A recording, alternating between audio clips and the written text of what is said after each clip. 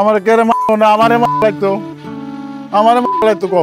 এভাবেই নিজের সম্বল হারিয়ে আহাজারি করছেন এক কৃষক। রাতের অন্ধকারে কৃষকের প্রায় 1200 কলা গাছ কেটে দিল দুর্বৃত্তরা। প্রায় 3 লাখ টাকার ক্ষতির মুখে পড়লেন এই কৃষক। আমার লাখ লাখ টাকা শেষ করে দিছে।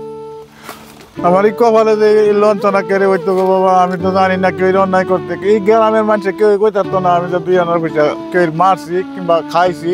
নিজের হাতে রোপণ করেছিলেন 600-র বেশি কলার চারা। প্রতিটি গাছই যেন তার কাছে সন্তানের মতো ছিল। অন্তত আমার 1000 গাছ 1200 গাছ এই দশরি কিবা বড় বড় সরি চিত্তে হয়ে রয়েছে। সন্তান তারও বেশি আমি সন্তান সন্তান তো এই গাছের বাড়াতে আমি বইতে। কিন্তু শুক্রবার গভীর রাতে কেউ কেটে দিয়েছে তার স্বপ্নগুলো। যে ফলের টাকায় সংসার চলত, আজ সেই গাছগুলো পড়ে আছে মাটিতে। বাবা হ্যাঁ এইটা কোন কামে করছে রে বাবা দেওয়া। হ্যাঁ এই যে দেওয়া অবস্থাগুলো এই দেহ একটা শনির মধ্যে কত বড় বড় শনি, একটা 300-400 টাকা একটা শনি বেশ। গাজীপুরের কাপাসিয়া উপজেলার টোকনগর এলাকার রুস্তম আলী। হিরন আরও মিনারেল ওয়াটার মাত্র 50 পয়সায় প্রতি লিটার। পেশায় তিনি একজন কৃষক। 1.5 বিঘা জমি কিনে নিজের ঘামের টাকায় গড়ে তুলেছিলেন একটি কলা বাগান। কত কষ্ট যদি আমি 50,000 টাকার মতো আমি ঋণ হয়েছি এই গাছের লাগি। একজন কৃষকের কান্না শুধু মাটির নয়, এটি জাতির বিবেকের সামনে এক নীরব প্রশ্ন।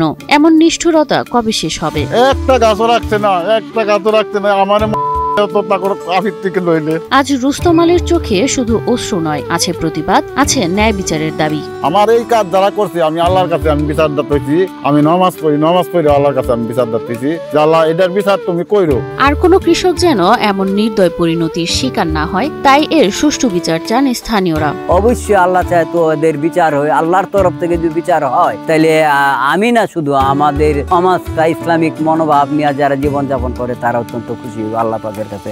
অভিযোগ পেলে তদন্ত করে দোষীদের বিরুদ্ধে আইনি ব্যবস্থা নেয়ার আশ্বাস দেন ভারপ্রাপ্ত এই কর্মকর্তা। অভিযোগ ফাইনে এখনো ফাইলে ব্যবস্থা নিব। পাঠাবে বলছে আমার অফিসার ওখানে, ওই যে আমার টুকের অফিসার আছে না, আমি শুনে মাত্র ওই অফিসার পাঠাইছি ওখানে। ওই যে টুকের অফিসার আছে আমার সামনে, ও দেখে আসছে, বলছে যে অভিযোগ দেওয়ার জন্য। ওনার কলা গাছ কাটছে কে বা কাহারা, অভিযোগ দিলে আমরা আইনগত ব্যবস্থা নেব। এটি শুধু একজন কৃষকের কান্না নয়, এটি পুরো বাংলাদেশের মাটির আর্তনাদ।